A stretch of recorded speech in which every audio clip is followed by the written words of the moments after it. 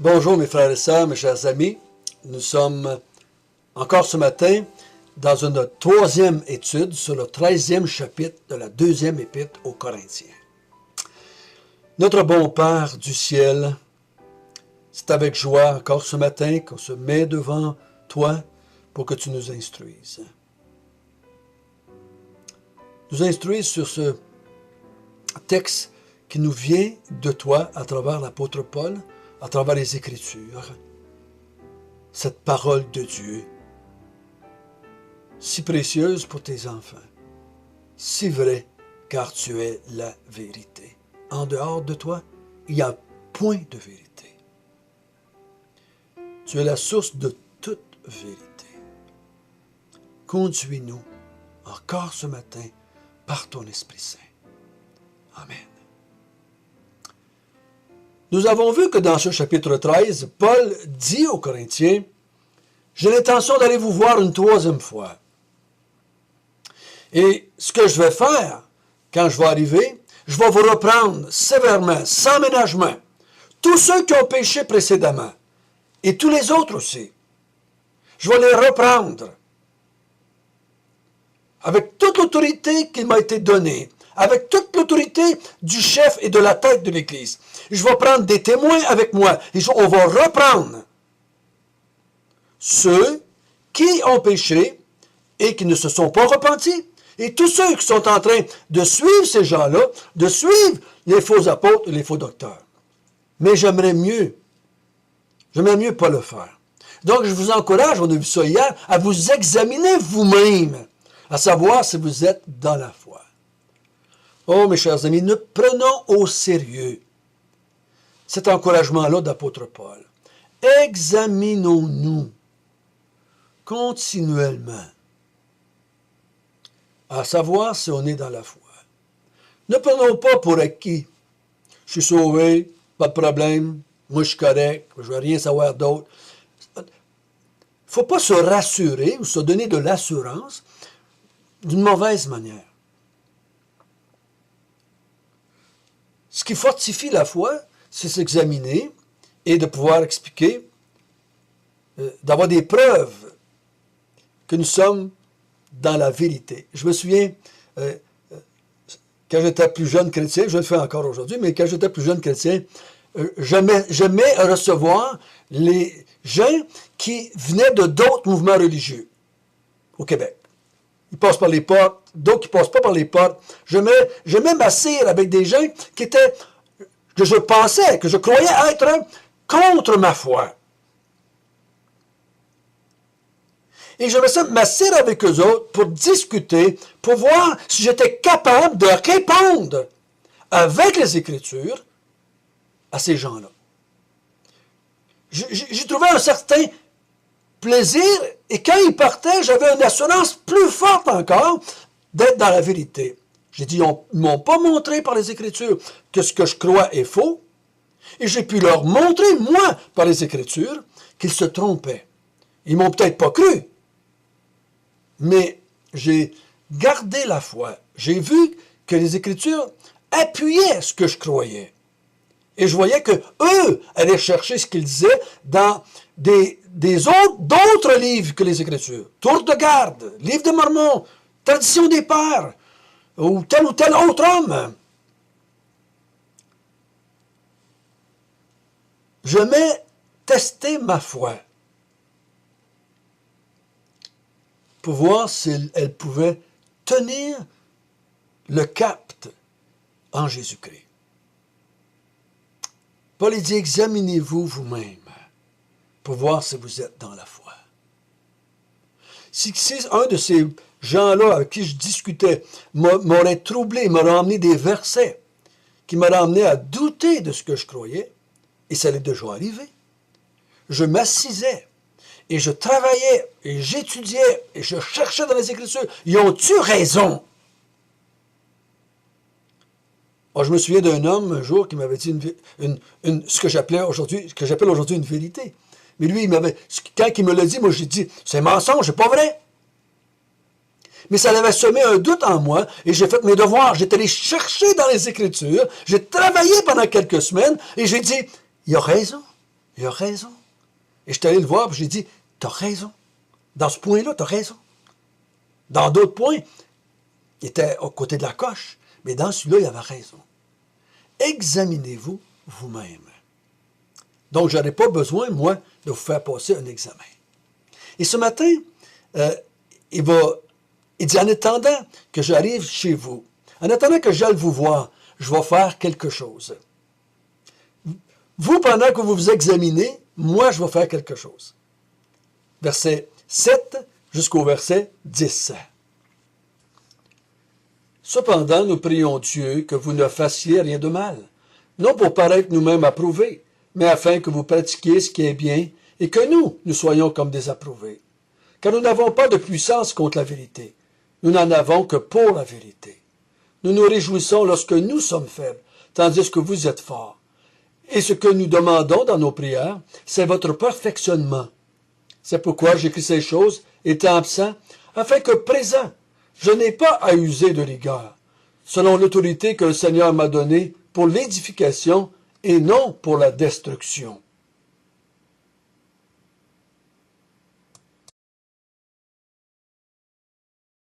Donc l'apôtre Paul ici, il dit, en attendant que j'y aille vous voir, pendant que vous allez vous examiner, moi, je vais prier.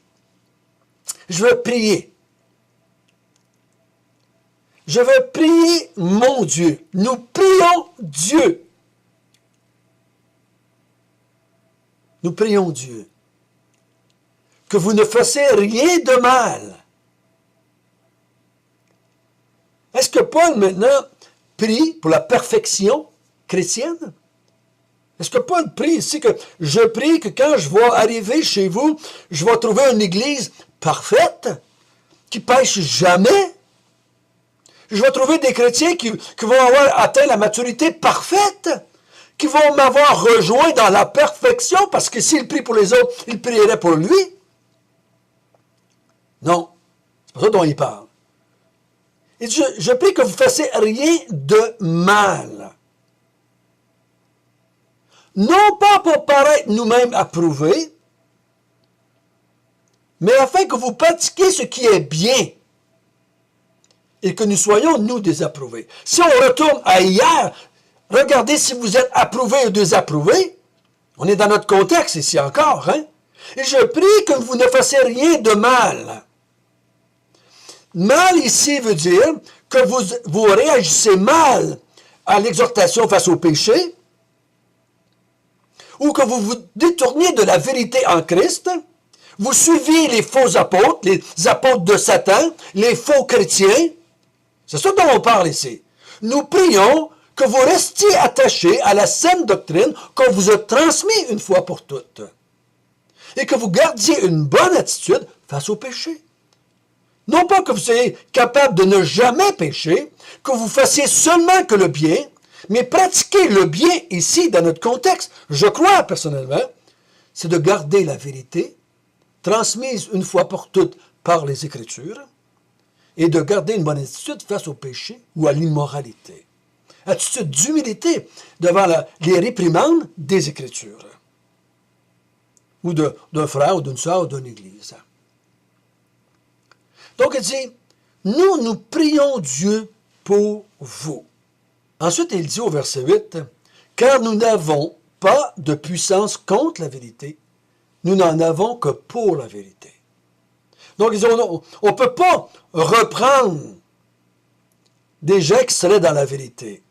Donc, si vous vous examinez et que vous voyez que vous êtes dans l'erreur et que vous vous repentez et que vous alignez avec les Écritures, avec la Bible, avec nous, avec moi, l'apôtre Paul, mais on ne va pas vous reprendre, parce qu'on n'a aucune puissance. On avait vu hier qu'ils vont venir avec la puissance de Jésus-Christ. On n'a aucune puissance contre la vérité, mais on a de la puissance seulement que pour la vérité.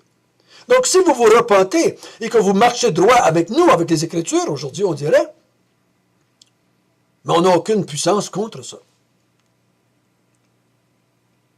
Nous allons nous réjouir avec vous. On prie. Nous prions que vous discerniez entre ce qui est vrai et ce qui est mal, entre ce qui est vrai et ce qui est faux, entre ce qui est mal et ce qui est bien, Nous prions que vous discerniez la vérité entre les faux apôtres et nous, les vrais apôtres. On prie que vous discerniez le mal du bien moralement et que l'Esprit de Dieu qui est en vous, si vous l'avez, vous pousse à bien réagir et à vous humilier et à vous détourner du péché. Au verset 9, il dit, « Nous nous réjouissons lorsque nous sommes faibles, tandis que vous êtes forts. Et ce que nous demandons dans nos prières, c'est votre perfectionnement. » Le perfectionnement ici, frères et sœurs, ce n'est pas une amélioration de votre vie chrétienne. Ce n'est pas que vous fassiez moins en moins de péché et plus en plus de bien. On a compris ça de même longtemps, mais je crois que c'est une erreur. Le perfectionnement ici, c'est faire rien de mal. C'est que vous marchez droit dans la vérité. Votre perfectionnement doctrinal, si je peux dire ici. Parce que dans notre contexte, c'est ça dont il parle. Il ne parle pas à des chrétiens qui ont certains péchés dans leur vie, comme tous les chrétiens en ont, et qui veulent, maintenant, on vous parle que vous fassiez de moins en moins de péchés. Ce n'est pas ça dont il parle ici. Ce n'est pas le sujet de notre texte. Dans notre contexte, il les a encouragés à s'examiner, à regarder s'ils étaient dans la foi et si Christ vivait en eux. Il ne leur a pas demandé d'examiner, à savoir s'ils regardaient de la porno, ou s'ils comptaient des mensonges à leurs femmes, ou s'ils étaient des bons parents, ou des bons maris, ou des bonnes femmes, des bonnes épouses. Il leur demandait de s'examiner, à savoir s'ils étaient dans la foi. Donc le perfectionnement dont on parle ici est en ligne avec cela. C'est ça notre contexte. Regardez si vous êtes dans la perfection chrétienne. Nous prions que votre doctrine se maintienne dans la vérité, dans le parfait enseignement des apôtres, des Écritures. C'est ce que je crois que le texte veut dire. Si vous croyez qu'il parle ici d'une amélioration de la vie chrétienne, de la sanctification, comme on appelle ça des fois, faites-le. Faites-le. Je ne peux pas vous empêcher, vous faites ce que vous voulez. Hein? Mais je vous encouragerai à examiner. François se trompe-t-il ou aurait-il raison par hasard dans son interprétation? Le perfectionnement ici, c'est le perfectionnement de la foi, le perfectionnement des Écritures. Est-ce que je me maintiens? Je suis parfaitement dans la foi si je me maintiens dans la vérité des Écritures. Ma foi est parfaite si je m'en maintiens en Jésus-Christ. En Jésus. Si je suis l'enseignement des Écritures, ma foi est parfaite. Il dit au verset 10, « C'est pourquoi j'écris ces choses étant absent, afin que quand je vais venir pour la troisième fois, je n'ai pas à user de rigueur selon l'autorité que le Seigneur m'a donnée. » Voyez-vous? Il dit, « Mon but en allant chez vous, comme il avait dit au verset 1, c'était de reprendre sans ménagement. » Il dit, « J'espère que si vous vous examinez, que par la grâce de Dieu, vous allez vous perfectionner, vous allez vous enligner, vous allez avoir une foi parfaite, une foi saine, une foi vraie, et qu'on n'aura pas besoin de vous reprendre et de vous examiner, nous, de vous faire passer le test, nous. Testez-vous vous-même, afin que nous, on n'a pas besoin de vous tester. On aimerait bien mieux ça. Donc, on prie pour vous. On prie pour vous. Parce que mon but, c'est votre édification et non pas la destruction. Voyez-vous, ici, c'est pas mon but, c'est votre amélioration. C'est pas votre perfectionnement moral. Parce que là, on parle de destruction. Il dit, mon but, c'est votre édification dans la foi. S'édifier dans la foi, dans la vérité, dans la parole de Dieu, dans l'enseignement des apôtres. C'est ça c'est là-dessus qu'on édifie. On a vu ensemble que le fondement de l'Église, c'est l'enseignement des apôtres. C'est sur les apôtres qu'on édifie l'Église. L'édification se fait sur l'enseignement des apôtres. On s'édifie sur l'enseignement des apôtres. Il n'est pas en train de dire, je prie pour votre amélioration, mais pour votre édification sur la vérité. Sans ça, ça va être une destruction. Ça va être la perdition. Ça va être le désapprobation. Ou vous allez être réprouvé. Vous allez être déclaré de la fausse monnaie, de faux chrétiens. La prière a sa place dans notre vie chrétienne. Pas pour changer la température.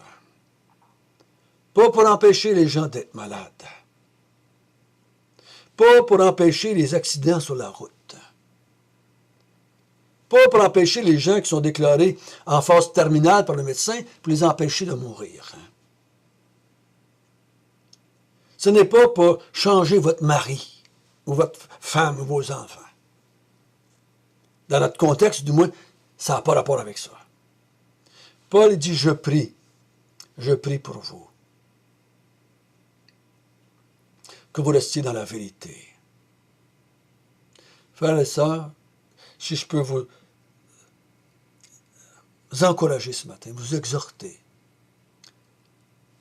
priez pour vous quand vous lisez les Écritures. Et priez quand vous écoutez quelqu'un qui enseigne sur les Écritures. Et priez pour ceux qui vous enseignent. J'ai déjà dit une fois, si vous ne priez pas pour ceux qui vous enseignent, vous ne pouvez pas les réprimander. Vous n'avez pas le droit. Priez pour ceux qui vous enseignent. Priez que Dieu les garde. Priez que Dieu les conduise. Priez qu'ils comprennent bien les Écritures. Je prie pour le pasteur ou l'enseignant afin qu'il ne fasse rien de mal, mais qu'il reste attaché à ce qui est bien, doctrinalement parlant. Priez pas que votre pasteur soit sans péché, qu'il ne fasse jamais de péché. Vous allez vous apercevoir qu'il va en faire jusqu'à temps qu'il crève, si vous me permettez l'expression. Mais priez quotidiennement pour vos enseignants. Quand vous assisez, vous allez écouter un enseignement, ou une vidéo, ou un audio, que vous assisez pour lire un livre, priez. Priez que Dieu conduise, vous instruise, vous éclaire. Priez pour que le Seigneur vous donne une attitude de soumission envers les Écritures, que ce soit lu ou prêché, ou partagé. Priez. Priez. Quand vous voulez aller reprendre quelqu'un, soit pour un péché moral ou pour une fausse doctrine, priez avant. Oh oui, priez avant.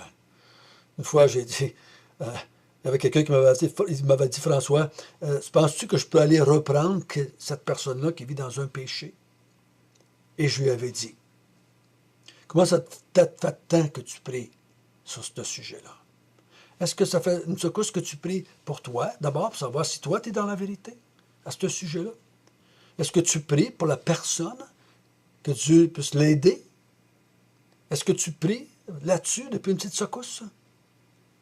Sinon, tu n'es pas prêt à aller la reprendre. Commence par un temps de prière. Une semaine, 2 semaines, 1 mois. Je ne mettrai pas de temps. Prie.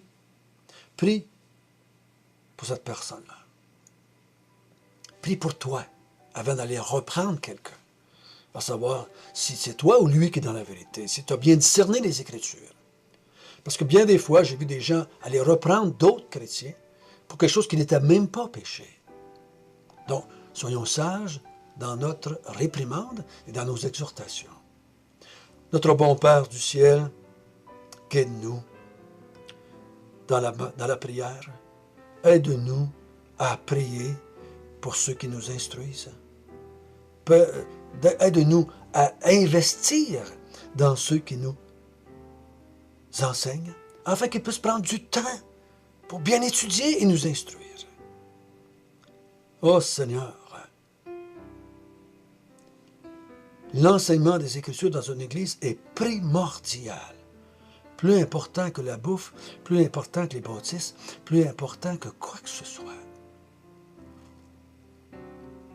Donne-nous de prier pour ceux que nous voulons reprendre et encourager.